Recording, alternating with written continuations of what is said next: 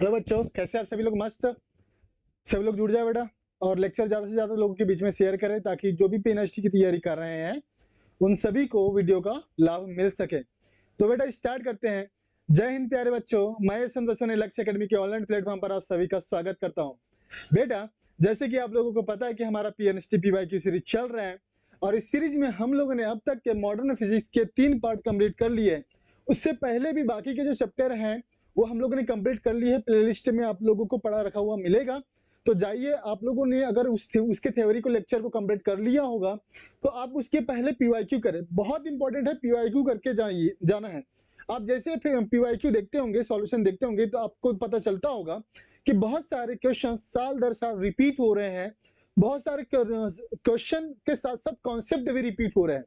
तो यदि कोई बच्चे को अगर थ्योरी समझ में नहीं आ रहा, थ्योरी करने में थोड़ी प्रॉब्लम जा रही है, समय कम है, तो वो केवल और केवल पीवाईक्यू करके अपने प्रिपरेशन को स्ट्रॉन्ग कर सकता है और फिजिक्स में 20 प्लस 25 प्लस नंबर ला सकता है।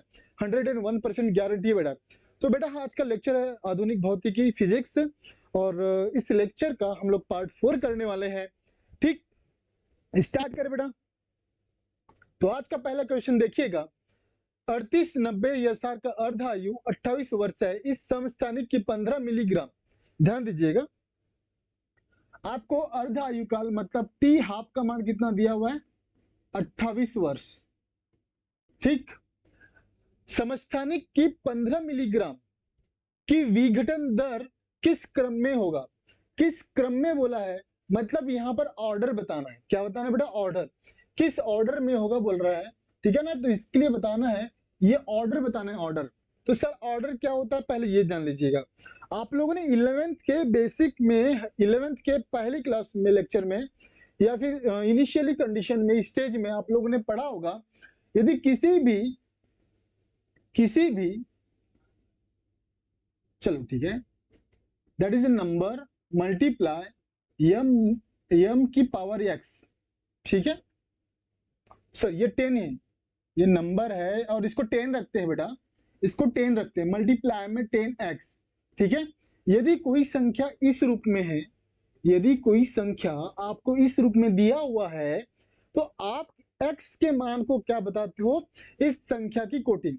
आप कोटि का मान क्या बताते हो बेटा? x। जो भी 10 की घात होती है, जो भी 10 की घात होती है, वही हमारा क्या होता है बेटा? कोटि। ठीक है, ज्यादा से ज्यादा लोगों के बीच शेयर करें बेटा, जो भी आपके ग्रुप में है, स्टेटस में, जो भी जहां भी आप लोग शेयर कर सकते हैं वहां तक करिए। ठीक है ना? ध्यान दीजिएगा, तैयारी के दौरान आप स्वार्थी ना बनिए। इसका मतलब ये है कि जो भी आप लोगों के आसपास में है जो तैयारी कर रहे हैं पीएनएसटी का, उसको आप एक मौका दीजिए, अपने आप को कंपटीशन में लाने का मौका दीजिए। मतलब अगर आप लोग अकेले तैयारी कर रहे हैं, इसका मतलब आप कंपटीशन में नहीं है, आपको कंपटीशन वाली फीलिंग नहीं है।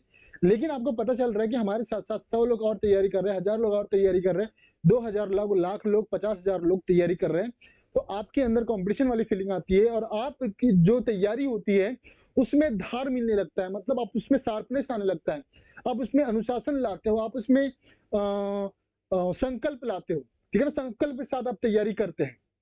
बात आ रही समझ में? तो टॉपिक को समझिए, शेयर करिए, लेक्चर करिए, लेक्चर को मतलब स्टेटस में आप लोग रख सकते हैं ताकि ज्यादा से ज्यादा लोग देख सके इसको। कोटि हम लोग समझ रहे हैं, ध्यान दीजिए, क्वेश्चन के साथ साथ आपको थ्योरी भी समझाया जा रहा है, तो बिल्कुल निश्चिंत रहे। और इसके जो नोट्स है और सॉल्यूशन, वो आपको टेलीग्राम चैनल पर मिल जाएगा, टेलीग्राम चैनल पे भेज दिया जाएगा। तो नोट्स के लिए भी निश्चिंत रहे, आपको पीवाईक्यू ऑलरेडी मिल जाएगा। या तो आप अगर लिखने में ज्यादा इंटरेस्ट नहीं हो तो उसकी प्रिंट आउट निकाल सकते हैं। यदि लिखने में इंटरेस्ट हो, अपना हैंड राइटिंग नोट्स बनाना चाहते हैं, तो आप लिख भी सकते हो, कोई दिक्कत नहीं है। ये आपकी मर्जी के ऊपर निर्भर करता है। तो हम लोग संख्या को इस रूप में दर्शाते हैं, और इस रूप में अगर मान के चलो 10 की जो भी घात होती है उसको हम लोग क्या बोलते हैं बेटा? उस संख्या की कोटि या ऑर्डर कहते हैं। क्या कहते हैं? ऑर्डर। ऑर्डर कहते हैं या कोटि कहते हैं। ठीक, जैसे सर एग्जांपल में हम लोग पढ़ते हैं 1.6 गुणित 10 पर ऋण 19। ठीक है ना? इस संख्या की कोटि क्या हो जाएगी बेटा? इस संख्या की कोटि हम लोग लिखते हैं, कोटि हो जाएगा बेटा ऋण 19। कोटि क्या हो जाएगा? ऋण 19 हो जाएगा। ठीक, तो पहले क्वेश्चन पर आते हैं हम लोग। कोटि समझाना है, ये पता चल गया सर, मतलब यहाँ 10 की घात में ही हम लोग को आंसर देना है। 28 वर्ष है और 15 मिलीग्राम, ठीक है, समस्थानिक का जो समस्थानिक है इसका 15 मिलीग्राम की कोटि बताना है, तो हम इसको ग्राम में कन्वर्ट करें बेटा, 15 गुणित 10 पर ऋण 3 ग्राम, ठीक। इसका एटॉमिक नंबर कितना दिया हुआ है, एटॉमिक मास, इसका एटॉमिक मास ए दिया हुआ है 90 और एटॉमिक नंबर मतलब परमाणु संख्या, परमाणु क्रमांक कितना दिया हुआ है 38, ठीक। पहले तो ध्यान रखिएगा आपको अर्ध आयुकाल पता होना चाहिए। अर्ध आयुकाल क्या होता है ध्यान दीजिएगा। टी हाफ दिया हुआ है 28 वर्ष, टी हाफ कितना दिया हुआ है 28 वर्ष। इसको हमको सेकंड में बदलना है। सेकंड में बदलने के लिए आप क्या करते हो बेटा, 3.2 गुणित 3.154 गुणित 10 पर 7, इसका मल्टीप्लाई करोगे मतलब 10 पर 7, बहुत बड़ी संख्या ये 28 वर्ष है। 28 वर्ष को सेकंड में बदलना है तो ये बहुत बड़ी संख्या में कन्वर्ट हो जाएगी। इसको हमने सेकंड में बदल दिए, तो सेकंड में बदलने के लिए आप इसको फैक्चुअली जानिए। इसको आप जो चीजों पर अंडरलाइन कर रहा हूं आप उस चीजों को क्या करें बेटा, याद कर लिया करें कि वर्ष को यदि आपको सेकंड में बदलना है तो आप उसमें किसका गुना करोगे, 3.14 गुना 154 गुना 10 पर 7 सेकेंड, ठीक। आपने इसको सेकंड में बदले, यदि इसको सॉल्व करेंगे, इसको सॉल्व करेंगे तो हमको आंसर मिलता है 8.831 गुना 10 पर 8 की घात, ठीक है, सेकंड। इसको सॉल्व करें तो आपको इतना आंसर मिलता है, कर लीजिएगा, ठीक है ना। अच्छा, गुना भाग करने में थोड़ा सा हम समय बचा रहे हैं वीडियो, ताकि लंबा ना, बहुत ज्यादा लंबा ना हो और आपको बोरिंग फील ना हो। आप अपने प्रैक्टिस के लिए घर में रफ वर्क करके देख सकते हो, लगभग इतना ही आपको मान देखने के लिए मिलेगा बेटा, ठीक। ये सेकंड में हो गया, लेकिन हमको निकालना है बेटा विघटन दर। क्या निकालना है, विघटन दर। सर विघटन दर को हम लोग आर से दर्शाते हैं। आर बराबर होता है लेमडा इंटू में एन। लेमडा क्या है बेटा, 6 नियतांक। लेमडा क्या है बेटा, 6 नियतांक। और लेमडा के लिए सूत्र लिखते हैं 6 नियतांक, ध्यान दीजिएगा। और लेमडा के लिए सूत्र लिखते हैं 0.693 अपॉन में बेटा टी हाफ, ठीक है ना, 0.693 अपॉन टी हाफ। ये सूत्र लिखते हैं किसके लिए, लेमडा के लिए। तो लेमडा इज इक्वल टू हो जाता है, अच्छा इधर लिखिए 0.693 डिवाइड बाय टी हाफ कितना है बेटा 8.831 मल्टीप्लाई 10 की पावर 8। अच्छा, इसको सॉल्व करोगे आप तो लेमडा के लिए, और ध्यान दीजिएगा हमको आर का जो मान है, आर का मान 10 के ऑर्डर में बताना है, 10 के ऑर्डर में बताना है। मतलब r बराबर 10 इज इक्वल टू एक्स कितना, तो आपको ऑप्शन में दिया हुआ है 10 की पावर 9, 10 की पावर 11, 10 की पावर 10, 10 की पावर 7। तो जो 10 की पावर है बस उसी को पकड़ के सॉल्व करिएगा, उसके अलावा जो भी गुना भाग आता है उसको छोड़ दीजिएगा।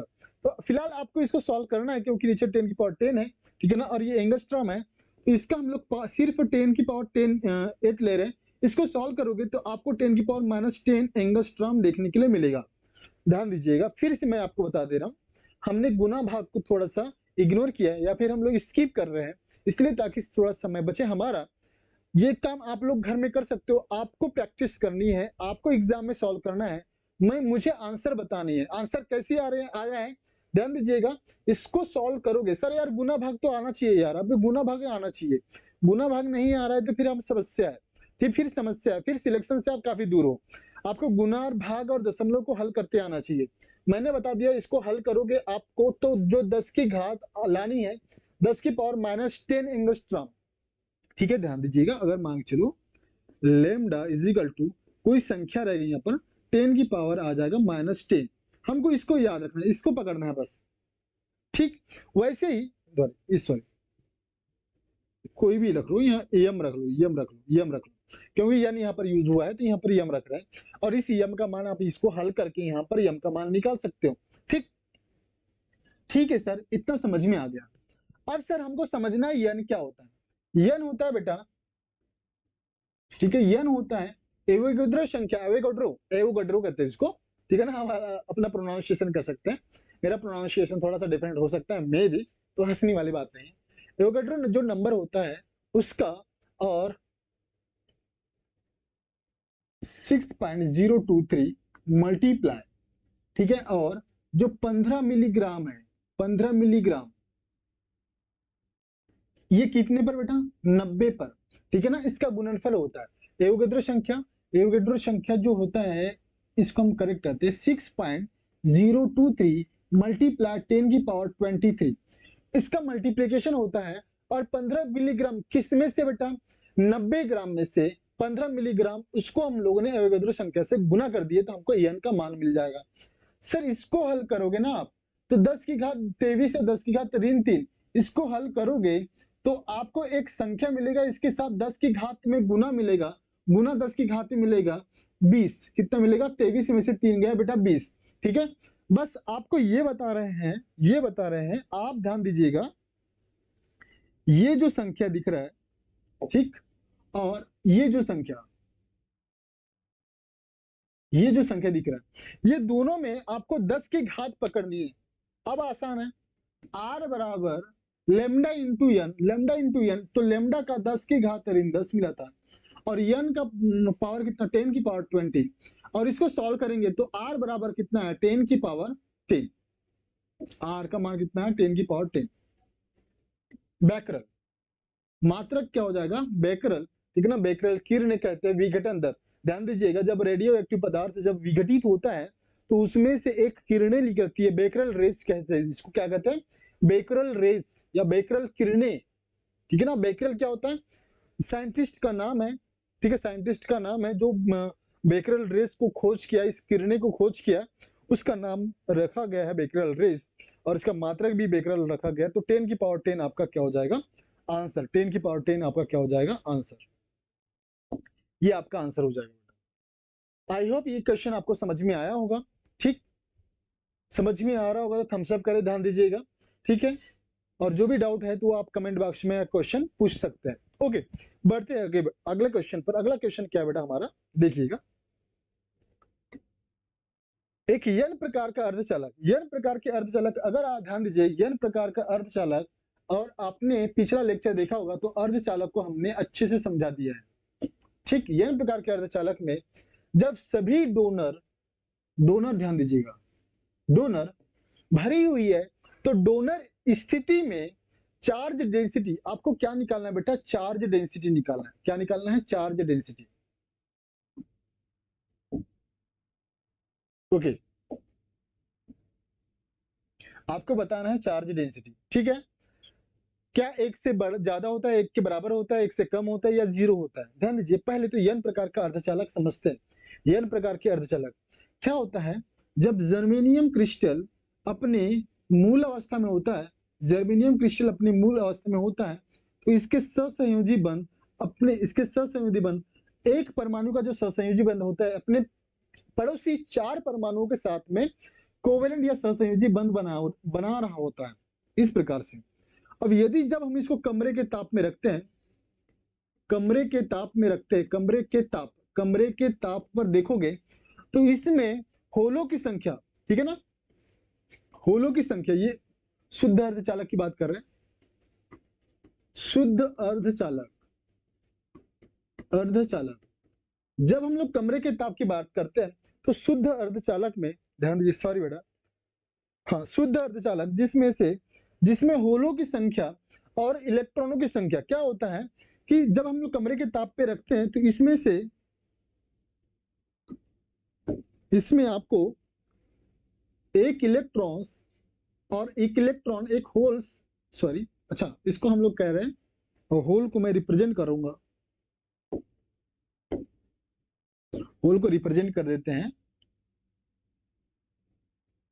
ग्रीन से, होल को रिप्रेजेंट कर देते हैं ग्रीन से बेटा, ग्रीन दिख रहा है, हाँ दिख रहा है, ठीक है ना, और इलेक्ट्रॉन को रिप्रेजेंट कर रहे हैं व्हाइट से।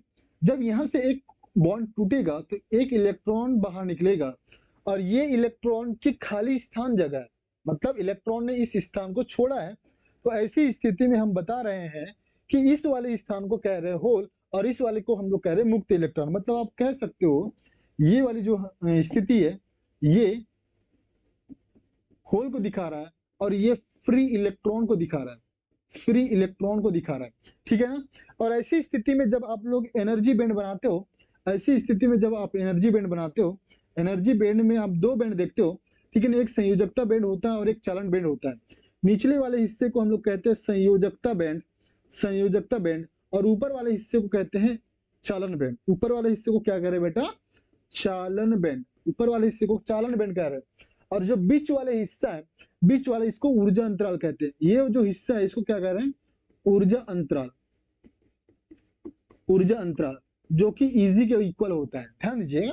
अब ये ऊर्जा अंतराल पर निर्भर करता है कि कोई पदार्थ चालक हो है, कुचालक है या अर्धचालक है।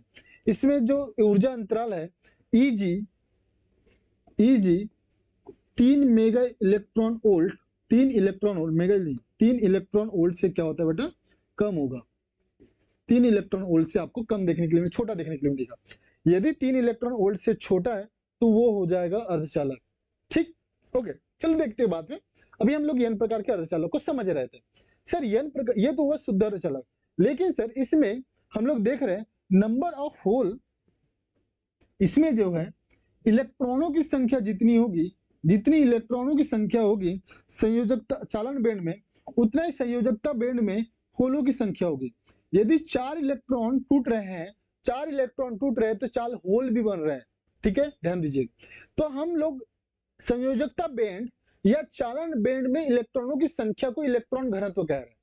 बात आ रही समझ में, मतलब यहां पर अब समझना है, यहां पर इलेक्ट्रॉनों के घनत्व को कह रहे हैं Ne और यहाँ पर होल के घनत्व को कह रहे हैं NH, ठीक है। जब शुद्ध चालक की बात करते हैं तब होलों के जो घनत्व है वो इलेक्ट्रॉन के घनत्व के बराबर होता है। होलों का जो घनत्व है इलेक्ट्रॉन के घनत्व के बराबर होता है। इतना बात समझ में आया।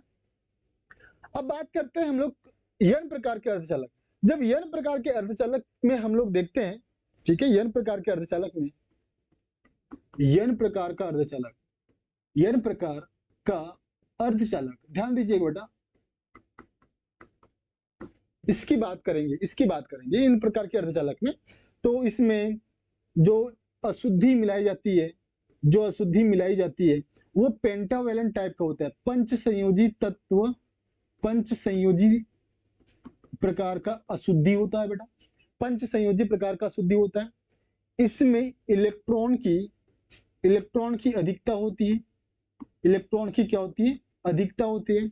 इसमें इसका जो मान होता है या इस पर आवेश कौन सा होता है, ऋणावेश, इसलिए कहते हैं इसको निगेटिव, निगेटिव मतलब n टाइप सेमीकंडक्टर, ठीक है। इसमें बहुसंख्यक आवेशवाहक क्या होता है, बहुसंख्यक आवेशवाहक क्या होता है बेटा, बहुसंख्यक आवेशवाहक इलेक्ट्रॉन होता है, और अल्पसंख्यक आवेशवाहक, अल्पसंख्यक आवेशवाहक होल होते हैं, ठीक है। इलेक्ट्रॉन बहुसंख्यक आवेशवाहक होता है और इसी में धारा के कारण, ये धारा का कारण भी होता है, ये धारा के लिए रिस्पॉन्सिबल भी होता है इलेक्ट्रॉन। मतलब n प्रकार के अर्धचालक में यदि धारा बह रही है तो किसके कारण, इलेक्ट्रॉन के कारण। बात आ रही समझ में। और होल क्या करता है, होल स्मॉल होता है, होल के कारण भी धारा बन रही होती है, लेकिन माइक्रो मिली की कंडीशन पे, या बहुत स्मॉल, इतना स्मॉल कि हम उसको नगण्य मान सकते हैं, ठीक। तो जो मेन धारा होती है इलेक्ट्रॉन के कारण बह रहा होता है, ओके।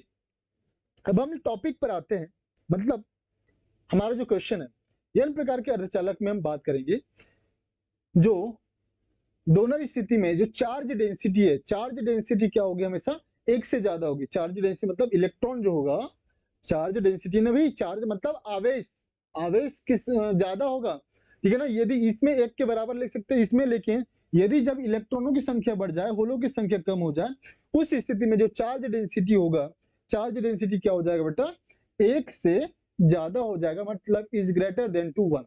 यही हमारा करेक्ट आंसर होगा, इज ग्रेटर देन टू 1, ठीक। n प्रकार के अर्धचालक में इलेक्ट्रॉनों की संख्या ज्यादा होती है, एक से ज्यादा होती है, ठीक है ना, इसको चार्ज डेंसिटी कह सकते हैं। बड़े अगले प्रश्न पर, अगला प्रश्न क्या कहता है, ये n प्रकार का अर्धचालक जिसके बारे में प्रश्न पूछा जा सकता है, ये सारे पॉइंट्स n प्रकार के अर्धचालक में हम लोगों ने नोट कर लिए हैं। तो आप साथों साथ नोट्स बना सकते हो वीडियो लेक्चर देखने के साथ साथ, या तो आप इंतजार कर सकते हो, जैसे ही हमारा जो ये PDF है टेलीग्राम चैनल पर आएगा तो टेलीग्राम चैनल तो पहले ज्वाइन कर लीजिए, तभी तो आपको पता चलेगा ना भाई कि नोट्स डल रहे हैं या वीडियो कब आ रहा है, वीडियो कब नहीं आ रहा है। ठीक, और चैनल को सब्सक्राइब कर दीजिएगा, क्योंकि आप अगर पीएनएसटी की तैयारी कर रहे हैं और आप चाहते हैं कि आपको पीवाईक्यू सॉल्यूशन के साथ साथ मिले, थ्योरी लेक्चर भी मिले, तो आप हमारे वीडियो को देख सकते, कंटिन्यू वॉच कर सकते बेटा। ओके, अगला क्वेश्चन हमारा क्या है, निम्नलिखित में से किसका कार्य प्रणाली स्लाइड प्रोजेक्टर के समान है। यह फैक्ट है, फैक्ट वाला सवाल है तो याद रखिएगा। इसमें जो हम आंसर देंगे, ट्रांसमिशन इलेक्ट्रॉन माइक्रोस्कोप।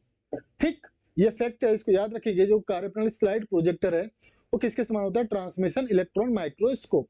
ठीक, बढ़ते अगले प्रश्न पर। अगला प्रश्न क्या कहता है, अगला प्रश्न कहता है निम्नलिखित में से कौन सा उनके क्षय के दौरान रेडियोधर्मी पदार्थ द्वारा उत्सर्जित नहीं किया जा सकता। पहले तो हमको पता होना चाहिए, कि ठीक है, अगर मैं परमाणु बना रहा हूं और परमाणु में हम लोग दे रहे हैं, परमाणु में हम बता रहे हैं कि बीच में नाभिक होता है और नाभिक में बता रहे हैं प्रोटॉन होता है और न्यूट्रॉन होता है, प्रोटॉन होता है और न्यूट्रॉन होता है। तो जब नाभिक क्षय हो रहा होता है या नाभिक का क्षय हो रहा होता है तो हमको ये बताना किसका क्षय नहीं होता। ठीक, इस पॉइंट्स को बाकायदा ध्यान रखो। कई बार आप प्रश्न में इस शब्द को बिल्कुल भी ध्यान नहीं देते और नजरअंदाज कर देते। अरे नजरअंदाज की बात क्यों कर रहे हैं, आप देखते ही नहीं, आप सेंस ही नहीं करते कि कोई है, ऐसे वाला शब्द आपको बहुत मुसीबत में डाल देता है। एक जो कि बनने वाला सवाल है, फिर सवाल बाहर निकलते हो एग्जाम हॉल से और बोलते हो अरे यार इसमें तो नहीं दिया हुआ है और मैंने तो कुछ और ही आंसर टिक कर दिया, मैंने को ध्यान ही नहीं दिया था। बिल्कुल ऐसा होना स्वाभाविक है, गलती करना स्वाभाविक है, गलती करोगे नहीं तो फिर सीखोगे कैसे। लेकिन जितना भी गलती करना है, इस अपने रूम में, अपने टेबल में, अपने कमरे में, जहां पर भी आप पढ़ रहे हो वहां पर गलती करो। जितना भी गलती करना है, एग्जाम हॉल में गलती करने की गुंजाइश नहीं होनी चाहिए। अगर मान के चलो आप टेस्ट नहीं दे रहे, क्वेश्चन नहीं कर रहे, तो आप गलती नहीं करोगे और सारा का सारा गलती आप एग्जाम हॉल में करोगे। इसलिए तो कहते हैं बेटा पीवाईक्यू करिए, टेस्ट सीरीज दीजिए, मॉक टेस्ट लगाइए। ओके, तो इसमें हम लोग देख रहे हैं कि इस रेडियोधर्मी जो पदार्थ है, इसके क्षय में किसका क्षय नहीं होता। तो किसका क्षय नहीं होता बेटा, आंसर क्या आ जाएगा हमारा, प्रोटॉन। प्रोटॉन एक ऐसा है जिसका क्षय हम लोग नहीं देखते। न्यूट्रॉन का क्षय हो रहा होता है, इलेक्ट्रॉन का क्षय हो रहा होता है। ठीक, ओके, बड़े अगले प्रश्न पर बेटा, तारे से प्रकाश ऊर्जा का उत्सर्जन का कारण, ये हम लोग बचपन से पढ़ते आ रहे हैं। तारा का मतलब सूर्य भी हो सकता है ना भाई। सूर्य हमारे पृथ्वी के सबसे करीब रहने वाला तारा होता है, सबसे बड़ा जो दिखाई देता है। उसी के कारण पूरा हमारी पृथ्वी ऊर्जा ग्रहण कर रही है। मतलब हमारी प्रकाश ऊर्जा, उसमें ऊर्जा, जितने प्रकार की ऊर्जा बन रही है, वो सबसे ज्यादा ऊर्जा अगर कोई दे रहा है तो वो कौन है, सूर्य। और सूर्य एक तारा है। सूर्य क्या है बेटा, एक तारा।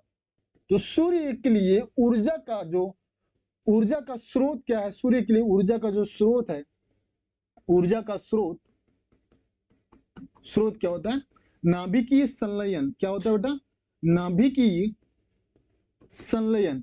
तो सर संलयन का मतलब तो आप हिंदी मीडियम वाले जान ही सक रहे होंगे। संलयन का मतलब होता है जोड़ना।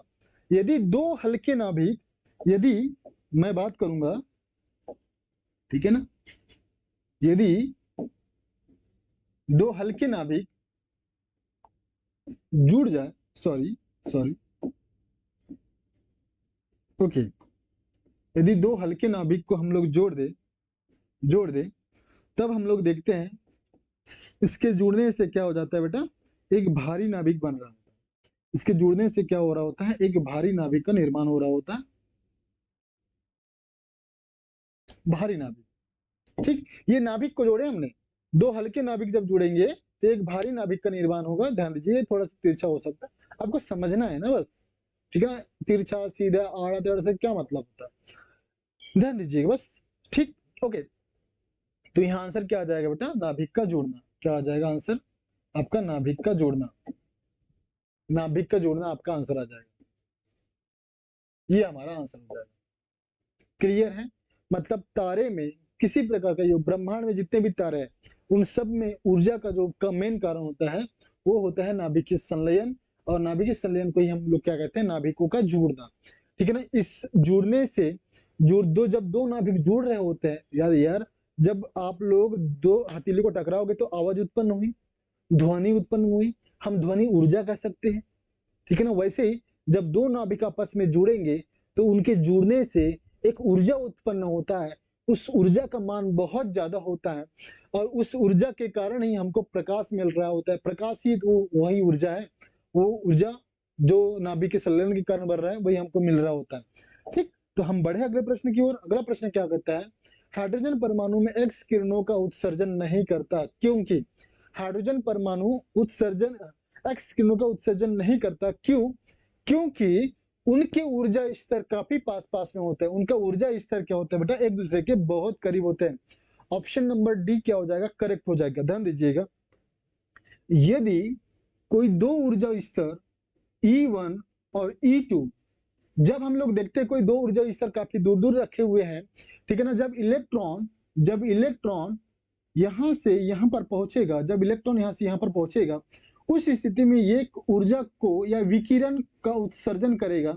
इसी विकिरण को हम लोग एक्स रेज बोल रहे हैं। क्या बोल रहे हैं, एक्स रेज। अब ये कब मिलेगा, जब ये दोनों ऊर्जा स्तर काफी दूर दूर होंगे। यदि दोनों ऊर्जा स्तर पास पास में हो, ठीक है ना, इससे भी पास पास में,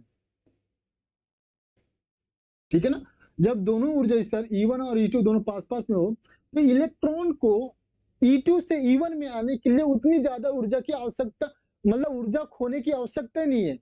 ये यदि E1 से E2 में जा रहा है तो उतना ऊर्जा अवशोषित करने की आवश्यकता नहीं है, बिल्कुल भी। ठीक है, तो हम बात करेंगे यहाँ पर कोई एक्सरे का आप लोगों को दिखाई नहीं पड़ता। और ये किस कंडीशन के लिए होता है, या किस एटॉम के लिए होता है, हाइड्रोजन एटॉम के लिए, हाइड्रोजन एटॉम के लिए, क्योंकि इसके ऊर्जा स्तर काफी करीब करीब में होते हैं। ऐसे परमाणु जिनके ऊर्जा स्तर काफी दूर दूर होते हैं, उनके लिए ही आपको एक्स रेज दिखाई देते हैं, मतलब एक्स रे दिखाई देने के लिए जरूरी है, कह सकते हैं एक्स रे दिखाई पड़ते हैं, उन्हीं के लिए पड़ते हैं। ठीक, ओके, बात समझ में आ गई बेटा। अच्छा सर, अब एक्सरे आया तो एक्सरे की बात कर लेते हैं। एक्सरे, एक्स किरणें क्या होते हैं, एक्स किरणें क्या होते हैं, जिसको हम लोग एक्स रेज कह रहे हैं। इसकी खोज किसने किया है बेटा, इसकी खोज किया है रॉन्टजन ने। खोज नहीं है, खोज है। इसकी खोज किसने किया है बेटा, रोंटजन, रोंटजन कहते हैं, रोंटजन, ठीक है ना। और कब की, 1895 में। कुछ फैक्ट दे रहा हूं, एक्स किरणें के बहुत सारे सवाल आए हुए हैं और वो सारे सवाल हम लोग यहाँ पर समझेंगे। तो ये फैक्ट आप लोग जान लीजिएगा, कुछ एक्स किरणों के लिए जो कि पेपर में आते ही आता है। इसकी खोज किसने की, रोंटजन ने। और कब की, 1895 में। और इसके खोज के लिए इनको 1901 में क्या मिला बेटा, 1901 में मिला नोबेल पुरस्कार। क्या मिला, नोबेल पुरस्कार, नोबेल पुरस्कार मिला। अब लोग यहां लिख सकते हैं पुरस्कार, नोबेल पुरस्कार। ठीक, बात आ रही समझ में, ओके। अब बात करते हैं इसकी उत्पत्ति की, इसकी उत्पत्ति की बात करेंगे। तो इसकी उत्पत्ति क्या होती है बेटा, जब कैथोड किरणें, जब कैथोड किरणों को हम बात कर रहे हैं, जब कैथोड किरणें, कैथोड किरणें, ठीक, उच्च अनुभार वाले धातु और उच्च गलनांक वाले धातु पर जब आपतित कराया जाता है, ठीक है, मतलब इस कैथोड किरणों को उच्च अनुभार वाले और उच्च गलनांक वाले धातु पर जब आपतित किया जाता है तो उसमें से एक विकिरण निकलते हैं। उसमें से निकलने वाले विकिरण ही क्या कहलाते हैं, एक्स किरणें। मतलब क्या लिखे हम लोग ने, एक्स किरणें जब उच्च अनुभार, उच्च अनुभार, ठीक, वह उच्च गलनांक, उच्च गलनांक पर आपतित कराया जाता है, आपतित कराया जाता है, आपतित कराने पर, कराया जाए, कराया जाए, तब हमको क्या देखने के लिए मिलता है, एक्स किरणें। ठीक है ना। एक्स किरणों के लिए ध्यान दीजिएगा, जब वोल्टेज को बढ़ाया जाता है, वोल्टेज, सर वोल्टेज क्या क्या होता है, पहले ध्यान दीजिएगा। ये क्या होता है, एक ट्यूब लिया जाता है, एक ट्यूब मैं ऐसी नॉर्मली बना रहा हूँ, एक ट्यूब लिया जा रहा है, ठीक है ना। इस ट्यूब में दो प्लेट लिया जाता है, दो प्लेट, जो कि ये एनोड होता है, एक कैथोड होता है। इसको बैटरी से कनेक्ट किया जाता है, इसको बैटरी से कनेक्ट कर रहे हैं हम लोग, इसको बैटरी से कनेक्ट कर रहे हैं। बैटरी का धनात्मक सिरा और ये ऋणात्मक सिरा, तो ये क्या हो जाएगा, पॉजिटिव हो जाएगा, ये नहीं हो जाएगा निगेटिव। मतलब हमने क्या बोला इसको, इसको हम लोग ने बोला एनोड और इसको क्या बोला बेटा, कैथोड। ठीक है, इसको विसर्जन नलिका भी कहते हैं, विसर्जन नलिका से इसको इसका उत्पादन किया जाता है। ध्यान दीजिएगा, ये कैथोड रेस, ठीक है ना, कैथोड किरणों को इस पर आपतित किया जाता है, तो इसमें से जो रे निकलती है उसको कहते हैं एक्स किरणें। और जब इसका जो वोल्टेज है, वोल्टेज इंक्रीज किया जाता है, ठीक है, वोल्टेज इंक्रीज किया जाता है, जब वोल्टेज को बढ़ाया जाता है तो एक्स किरणें, एक्सरे का जो प्रबलता है, प्रबलता या हम लोग वेधन क्षमता कह सकते हो, वेधन क्षमता, ये क्या हो जाती है बेटा, इंक्रीज हो जाती है। मतलब जब ऊपर का जो साइन दिखा रहा है, ऊपर का एरो दिखा रहा है बढ़ने के लिए, और नीचे का एरो जब दिखाएंगे वो हो जाए कम के लिए। मतलब हम लोग बात करेंगे इसकी जो तरंगदैर्ध्य है, मतलब क्या हो जाती है, हाँ वोल्टेज की जो, हाँ वोल्टेज का मान बढ़ाएंगे तो एक्सरे का जो प्रबलता है वो क्या हो जाएगा बेटा, बढ़ जाएगा। और जब धारा का मान जब बढ़ाएंगे, मतलब विद्युत धारा या फिर हम लोग टंगस्टन धारा कह सकते हैं, इसका मान बढ़ाएंगे तो ध्यान दीजिएगा, टंगस्टन धारा का मान बढ़ाने पर इसका घनत्व बढ़ जाता है। एक्सरे का जो घनत्व है इसका मान बढ़ जाता है, ठीक है ना। वोल्टेज बढ़ाने पर इसकी प्रबलता या वेधन क्षमता बढ़ रही है, ठीक है ना। धारा का मान बढ़ाने पर एक्सरे का घनत्व बढ़ रहा है, ठीक। और एक चीज देख सकते हैं, जो तरंगदैर्ध्य है, मतलब वेधन क्षमता का जो मान है वो क्या होता है बेटा, तरंगदैर्ध्य के, एक्स किरणें की तरंगदैर्ध्य के क्या होती है, व्युत्क्रमानुपाती होती है। यदि तरंगदैर्ध्य ज्यादा होगा, ऐसी किरणें, ऐसे एक्स किरणें जिनकी तरंगदैर्ध्य ज्यादा होगी उसकी वेधन क्षमता कम होगी, ठीक है ना। ऐसे किरणें जिनकी तरंगदैर्ध्य कम होगी उसकी वेधन क्षमता सबसे ज्यादा होती है, ठीक। तो हम अल्फा बीटा गामा की बात करते हैं। अल्फा बीटा गामा, तो अल्फा के लिए तरंगदैर्ध्य क्या होता है बेटा, सबसे कम, इसका न्यू क्या होगा, सबसे ज्यादा, ठीक। अच्छा एक सेकंड रुक जाएगा, इसकी आवृत्ति, इसका लैम्डा सबसे ज्यादा होता है और न्यू क्या हो जाता है, सबसे कम। अब न्यू कम हो जाएगा तो न्यू पर भी आधारित देख सकते हैं, वेधन क्षमता, ठीक है ना। आवृत्ति के क्या होता है, आवृत्ति का अनुक्रमानुपाती होता है, आवृत्ति का क्या होता है, अनुक्रमानुपाती होता है। ये सारे गुण आप लोग ध्यान रखिए, ठीक है ना। ये सारे गुण आपको पेपर में याद रखने के लिए, पेपर में सॉल्व करने के लिए बहुत ज्यादा इंपॉर्टेंट हो जाएगा, क्योंकि पेपर में बहुत बार रिपीट होते हैं ऐसे क्वेश्चन और आते हैं, ठीक है ना। इसमें से क्वेश्चन बनते ही है एक्स किरणें में से।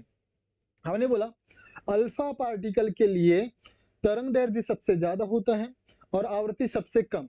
और गामा को हम लोग देखते हैं, गामा के लिए लैम्डा क्या होता है बेटा, सबसे कम और आवृत्ति सबसे ज्यादा, ठीक है ना। बीटा बीच वाला हिस्सा होता है, अगर मान के चलो न्यू लैम्डा की बात करें, न्यू लैम्डा सबसे ज्यादा हो जाएगा, फिर न्यू बीटा, फिर अच्छा ये गामा है बेटा, न्यू गामा, न्यू बीटा और न्यू अल्फा। लेकिन लैम्डा के लिए lambda alpha is greater than two lambda beta is greater than two lambda gamma, ठीक है ना। ये वाला जो संबंध है आप पकड़ के रखिए या समझ लीजिएगा, आपको कोई भी क्वेश्चन आए आप इस संबंध से बना सकते हैं। मतलब सबसे ज्यादा फ्रीक्वेंसी किसकी होती है, आवृत्ति गामा की, सबसे कम फ्रीक्वेंसी किसकी होती है, अल्फा की। तरंगदैर्ध्य की बात करेंगे, तरंगदैर्ध्य सबसे ज्यादा किसके लिए होता है, अल्फा के लिए, और सबसे कम किसके लिए होता है, गामा के लिए, ठीक। तो ये कुछ पॉइंट्स है आप लोगों को जो कि ध्यान रखने के लिए जरूरी है। हम आगे बात करते हैं, आगे प्रश्न देखते हैं, आगे प्रश्न, अच्छा इसका सवाल देखते हैं। इसके लिए हम लोग देखते हैं, ऑप्शन डी सही आया था, हाँ आगे देखेंगे, ओके। हाँ ध्यान दीजिएगा, नेक्स्ट, हाइड्रोजन परमाणु एक्स किरणों का उत्सर्जन नहीं करता, क्योंकि, इसके लिए हम लोग ने आंसर करा ऑप्शन नंबर डी, क्योंकि उसके जो ऊर्जा स्तर है वो काफी करीब होते हैं या पास होते हैं, ओके ठीक। प्रश्न देखते हैं अगला, हाँ ठीक है बेटा, वीडियो लंबा हो रहा है, जल्दी करते हैं। अल्फा बीटा कण और गामा किरणों पर विचार करें, प्रत्येक के लिए ऊर्जा स्तर के लिए। ध्यान दीजिएगा, वेधन क्षमता बढ़ते क्रम किसके लिए होगा, किसके लिए वेधन क्षमता बढ़ते क्रम के लिए बात किए थे हमने, अगर आप लोगों ने ये वाला स्लाइड अच्छे से समझा होगा, ये वाला स्लाइड अच्छे से समझा होगा, तो भेदन क्षमता किसके लिए सबसे कम है? अल्फा के लिए, फिर बीटा के लिए, फिर गामा के लिए। ये वाला संबंध आप लोग याद रखोगे तो आप बिल्कुल भी करेक्ट आंसर कर सकते हैं, कभी आंसर गलत नहीं कर पाओगे। तो हम लोग देखते हैं आंसर। आंसर हमारा क्या हो जाएगा? Alpha beta gamma. तो अल्फा बीटा गामा के लिए हम लोग देखेंगे, ठीक है। तो अल्फा के लिए भेदन क्षमता, अल्फा के लिए भेदन क्षमता सबसे कम होता है, फिर बीटा का होता है, फिर गामा का होता है। तो गामा के लिए भेदन क्षमता सबसे ज्यादा होता है। Done, okay. एंड नेक्स्ट समीकरण 4(1H) और 4/2 helium 2 plus 2 electron plus 2 26 mega electron, ध्यान दीजिए, that is energy, that is energy. ये क्या है बेटा? एनर्जी का मान है। मतलब किसमें सबसे ज्यादा एनर्जी देखने के लिए मिलता है? जब नाभिक एक दूसरे से जुड़ रहे होते हैं, दो हल्के नाभिक जब एक दूसरे से जुड़ रहे होते हैं, तब हम देखते हैं कि उसमें सबसे ज्यादा ऊर्जा का उत्पादन होता है। और ये किसमें होता है? अरे यार, नाभिक का जुड़ने का मतलब नाभिक संलयन, नाभिकों का संलयन। ऑप्शन नंबर कौन सा करेक्ट हो जाएगा? Option number B. देखिए हम लोग ने बेटा, और ध्यान दीजिए ना बेटा, ये हीलियम है, 2 इलेक्ट्रॉन है, जब दो नाभिक आपस में मिलेंगे तो हमको 4 हाइड्रोजन के 4 एटॉम मिल रहे हैं। मतलब हाइड्रोजन के 4 एटॉम दो हल्के नाभिकों से जुड़ने के कारण मिल रहा है, और इसके साथ में बहुत ज्यादा मात्रा में आपको ऊर्जा मुक्त होती हुई दिख रहा है। तो हम लोग समझ सकते हैं नाभिकीय संलयन का प्रोसीजर हो रहा है। ओके, नेक्स्ट, एक्स किरणों की खोज किसने की? रोंटगन ने, ठीक, ये कर लिया था। Option number, next question, x किरणें क्या है बेटा? एक्स किरणें क्या है? हाँ, उच्च आवृत्ति के विद्युत चुंबकीय तरंगे, उच्च आवृत्ति के विद्युत चुंबकीय तरंगे। ओके, ठीक। तो इसके गुण देख सकते हैं, ये उच्च आवृत्ति, इसके प्रॉपर्टी देख सकते हैं। एक्स किरणें क्या बेटा? एक्स रे जो है उच्च विद्युत चुंबकीय तरंगे हैं, ठीक है ना, तरंगे हैं। इनका अल्फा बीटा गामा का संबंध है, ये भी देख लिया था। इसका उपयोग आप कहां देखते हो बेटा? उपयोग देखते हो मेडिकल के लिए, मेडिकल के फील्ड में, मेडिकल के फील्ड में, मेडिकल के फील्ड में। ये क्या होते हैं बेटा? ये होते हैं, यदि कठोर पदार्थ है, कठोर पदार्थ के लिए क्या होते हैं? अपारदर्शक होते हैं, अपारदर्शक होते हैं, मतलब उसमें से क्रॉस नहीं होते। और यदि कोमल पदार्थ है, जैसे कि आपकी स्किन, उसके लिए क्या होते हैं? पारदर्शक, पारदर्शक। इसका मतलब जो होता है, एक्स किरण अगर आपके शरीर में से गुजारी जाए तो जो हड्डी है उसको क्या कर लेता है? वो कैप्चर कर लेता है, ठीक है ना। लेकिन आपकी जो स्किन है उसको क्रॉस कर दिया जाता है। मतलब एक्स किरणें कोमल पदार्थों के लिए पारदर्शक होता है और कठोर पदार्थ के लिए क्या होता है? अपारदर्शक। ठीक, तो हमारा आंसर क्या हो जाएगा? एक्स किरणें उच्च आवृत्ति की क्या होते हैं? विद्युत चुंबकीय तरंगे। अगला प्रश्न देखते हैं, एक्स किरणें के प्रयोग के अल्फा के बीटा क्या दर्शाता है बेटा? इनके गुणधर्म, इनके क्या होते हैं? गुणधर्म होते हैं। देखते हैं अगला प्रश्न, मोशले के एक्स किरणें के नियम के अनुसार किसी विशेष गुणधर्म एक्स किरण की आवृत्ति न्यू और तत्व की परमाणु संख्या जेड एक दूसरे पर निर्भर करती है। ओके, इसके लिए फॉर्मूला दिया हुआ है मैक्सवेल सर ने, या गोसले सर ने, सॉरी, गोसले सर ने जो फॉर्मूला दिया वो ये है, √V(k)Z। ये फॉर्मूला याद रखिए, ठीक है ना, ये न्यूमेरिकल के लिए बहुत ज्यादा इंपॉर्टेंट है। भोसले सर ने जो एक्स किरणों के लिए संबंध दिया है, ये आवृत्तीय न्यू, मतलब रू आवर्ती की जो करनी है या रूट है वो ये के क्या होता है? वेव संख्या, वेव नंबर, और जेड क्या है? परमाणु संख्या। ओके, बड़े हाँ, अगला प्रश्न क्या है? निम्नलिखित में से किस अभिधारणा में बोर मॉडल हाइड्रोजन परमाणु की ऊर्जा का परिमाणीकरण किया जाता है? अच्छा, बोर मॉडल क्या होता है बेटा? इलेक्ट्रॉन नाभिक के चारों ओर वृत्ताकार कक्षाओं में, हाँ, सबसे ज्यादा जो बोर मॉडल के लिए जाना जाता है वो है क्वांटिजेशन नियम। क्वांटिजेशन नियम क्या होता है बेटा? क्वांटिजेशन नियम क्या होता है? बोर मॉडल ने, सॉरी, बोर मॉडल का जो सबसे ज्यादा बड़ा वाला विपरीत है कि जो एंगुलर मोमेंटम होता है वो h/2 का इंटीजर मल्टीपल होता है, ठीक है ना। nh/2 लिख सकते हो, L = nh/2, ठीक। कोणीय संवेग जो होगा h/2 का क्या होगा? Integer multiple. ठीक, तो सवाल कौन सा सही हो जाएगा, सॉरी, आंसर कौन सा आ जाएगा बेटा इसमें?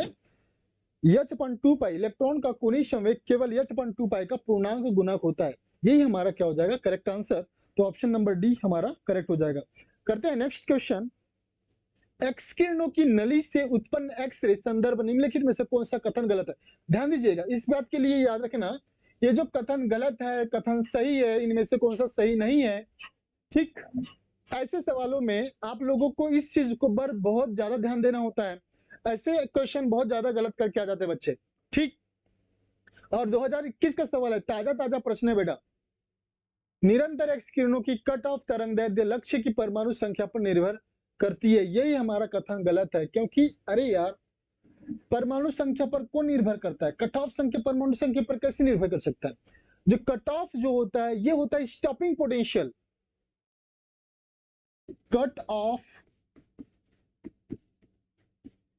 का मतलब होता है stopping potential. Stopping potential sir, stopping potential का भी मतलब समझा दो, पोटेंशियल का मतलब समझा दो। निरोधी विभव क्या होता है? ये निरोधी विभव, ठीक है ना, जिसको V नॉट से दर्शाते हैं। और इसका मान केवल और केवल आवृत्ति, काइनेटिक एनर्जी और तरंगदैर्ध्य पर निर्भर करता है। किस पर निर्भर कर रहा है? ऊर्जा पर निर्भर करेगा, आवृत्ति पर निर्भर करेगा और तरंगदैर्ध्य पर निर्भर करेगा। ठीक है ना, कट ऑफ मतलब पोटेंशियल, स्टॉपिंग पोटेंशियल। ठीक, तो हमारा करेक्ट आंसर कौन सा हो जाएगा बेटा? कौन सा हो जाएगा? हाँ, ओके, इसमें देखते हैं। ऑप्शन नंबर ए तो हमारा गलत आंसर है, मतलब स्टेटमेंट ये वाला रॉन्ग है, तो ये हमारा करेक्ट आंसर हो जाएगा। ये वाला स्टेटमेंट रॉन्ग है, फर्स्ट स्टेटमेंट रॉन्ग है, मतलब देखना है कौन सा कथन गलत है। जो कथन गलत है वही हमारा करेक्ट आंसर हो जाएगा। ओके, बड़े अगले प्रश्न पर बेटा बढ़ते हैं। निरंतर अच्छा, परमाणु का बोर मॉडल क्या कहता है? क्या कहता है बेटा? मानता है कि इलेक्ट्रॉन का कोणीय संवेग परिमाणित है। कोणीय संवेग वाला जहां पर भी दिखे वही हमारा करेक्ट आंसर है। कोणीय संवेग वाला ही हमारा करेक्ट आंसर होगा। हाँ, एक्स किरणों की भेदन क्षमता किस पर निर्भर नहीं करती? नहीं करती। देखो अभी आप लोग करती है करके ध्यान दीजिए, नहीं करती। किस पर नहीं करती? ऊर्जा पर करती है, विभवांतर भी करती है, फिलामेंट में धारा पर भी, अच्छा तरंगदैर्ध्य भी करती है। फिलामेंट में धारा इस पर निर्भर नहीं करती बेटा, इस पर निर्भर नहीं करती, मतलब ये हमारा करेक्ट आंसर हो जाएगा। ओके, बड़े अगले प्रश्न पर। अगला प्रश्न क्या करता है? परमाणु भार के प्राकृतिक बोरान में दो समस्थानिक 10B 11B प्राकृतिक बोरान के समस्थानिक की प्रचुरता का मात्रक अनुपात क्या होना चाहिए? अच्छा, ये बोरान है, इसके दो समस्थानिक लेना है, मतलब पहला दिया हुआ है B10 और दूसरा दिया हुआ है B11। समस्थानिक है क्या बेटा? ठीक है, समस्थानिक क्या होता है? जिसके परमाणु क्रमांक समान है, परमाणु क्रमांक समान बनाते हैं, इसका मानते हैं x और इसका मानते हैं x-1, तब बराबर हो जाएगा बेटा। अच्छा, ऐसा कर लेते हैं, हाँ इसका दिया हुआ। अच्छा, एक चीज भूल गए थे यहाँ पर, 10 परमाणु भार 10.81 के प्राकृतिक बोरान में, 10.81 के प्राकृतिक बोरान में दिया हुआ है, मतलब सर 11x-1 माइनस क्या हो जाएगा? माइनस 10x बराबर 10 इंटू में क्या हो जाएगा? 81। इसको सॉल्व करेंगे आप तो x का मान कितना मिल जाएगा बेटा? x का मान मिल जाएगा 0.81। x का मान x10 के लिए, ठीक है ना। अब x10 के लिए कितना हुआ? 0.81 x इज इक्वल टू कितना? जब B10 के लिए, B10 के लिए x का मान कितना मिल गया? 0.81। इसको सॉल्व करिएगा, इसको सॉल्व करिए। 11x माइनस 11 माइनस में 10x बराबर में 10.81, तब आपको मिल जाएगा x बराबर 0.81। अरे यार, आप माइनस प्लस तो कर सकते हो ना, इतना तो आना चाहिए ना बेटा आप लोगों को। ओके, B11 के लिए आप देखोगे तो x का मान मिलेगा 0.19। ठीक, अब इनको दोनों को रेशियो बताना, दोनों का रेशियो क्या हो जाएगा? B11 अपॉन में B10 बराबर हो जाएगा 0.19 और 0.81। पॉइंट से पॉइंट कैंसिल कर दो तो आंसर मिल जाएगा 19.81। ठीक है ना, 19.81 या 19:81। ऑप्शन नंबर ए आपका क्या हो जाएगा? करेक्ट हो जाएगा। क्लियर है बेटा? ओके, बड़े अगले प्रश्न पर। अगला प्रश्न क्या कहता है? एक्स किरणें जो उत्पन्न होती है उनका निम्नतम तरंगदैर्ध्य त्वरित इलेक्ट्रॉन के उल्ट विभवांतर बराबर होती है। फॉर्मूला Hc/eV, ये रटा हुआ होना चाहिए, Hc/eV। हाँ, उनका निम्नतम तरंगदैर्ध्य त्वरित इलेक्ट्रॉन के उल्ट विभवांतर के बराबर होती है। ठीक है ना। इलेक्ट्रॉन का विभवांतर के लिए फॉर्मूला Hc/eV आप लोग याद रखोगे। ओके, अगला प्रश्न याद रखोगे, या देखिएगा, एक्स किरणें नलिका द्वारा उत्सर्जित एक्स किरणें न्यूनतम तरंग दैर्ध्य 0.4125 है, ठीक है ना। लेमडा का जो मान होता है, लेमडा मिनिमम, ये होता है 12400 अपॉन में V वोल्ट या एंगस्ट्रॉम। तो V का मान कितना हो जाएगा बेटा, 12400 अपॉन में लेमडा मिनिमम वोल्ट, ये एंगस्ट्रॉम में है। इसको सॉल्व करते हैं, इसको सॉल्व करोगे तो वोल्ट बराबर हो जाएगा 12400 डिवाइड बाय V का मान आपको दिया हुआ है प्रश्न में 0.4125 एंगस्ट्रॉम में है वोल्ट। इसको हल करोगे आप, अब हल करना है आप लोगों को, ये आप लोगों के लिए होमवर्क है, मैं डायरेक्ट मान रहा हूं, ठीक है। 360 इस प्रकार से आप देखोगे। अगर आपको किलो वोल्ट में दिया हुआ है आंसर, तो किलो वोल्ट में आप करीब करीब आंसर देखोगे 30 किलो वोल्ट आपका करेक्ट आंसर हो जाएगा। 30 किलो वोल्ट मतलब ऑप्शन नंबर डी आपके लिए क्या हो जाएगा, करेक्ट। ठीक, तो ऐसे इजी से सवाल है, हमने देखा मैक्सिमम थ्योरी क्वेश्चन जो कि परमाणु पर आधारित था, नाभिक पर आधारित था, इलेक्ट्रॉन उत्सर्जन पर आधारित था, एक्स किरणों पर आधारित था। तो ये सवाल आप लोगों को आने चाहिए, थ्योरी वाले सवाल बिल्कुल भी गलत नहीं करना है। ठीक, न्यूमेरिकल सवाल, इस प्रकार के सवाल में थोड़ा सा ठीक है, थोड़ा सा कम ज्यादा हो जाता है, लेकिन थ्योरी वाले सवाल आपसे कभी गलत नहीं होने चाहिए। यही नंबर आपको देके, यही आपको नंबर देके जाता है और यही आपको रैंक दिलाता है बेटा। ठीक, तो इस प्रकार से आपने देखा मॉडर्न फिजिक्स का पार्ट 4 और इसमें से लगभग हम लोगों ने 90 क्वेश्चन कर लिया। तो ना मॉडर्न फिजिक्स का कंप्लीट पार्ट हमारा हो चुका है। तो प्लीज जाइए पार्ट 1, पार्ट 2, पार्ट 3, पार्ट 4 इसको कंप्लीट कर लिए, क्योंकि सबसे ज्यादा क्वेश्चन यदि कोई चैप्टर में से देखा गया है तो वो है मॉडर्न फिजिक्स। और मॉडर्न फिजिक्स मतलब परमाणु, नाभिक, प्रकाश का द्वैत प्रकृति, ठीक है ना, और अर्धचालक, इसमें से सवाल आप लोगों ने देखा है। ठीक, तो मिलते हैं नेक्स्ट लेक्चर के साथ नेक्स्ट चैप्टर में। Thank you.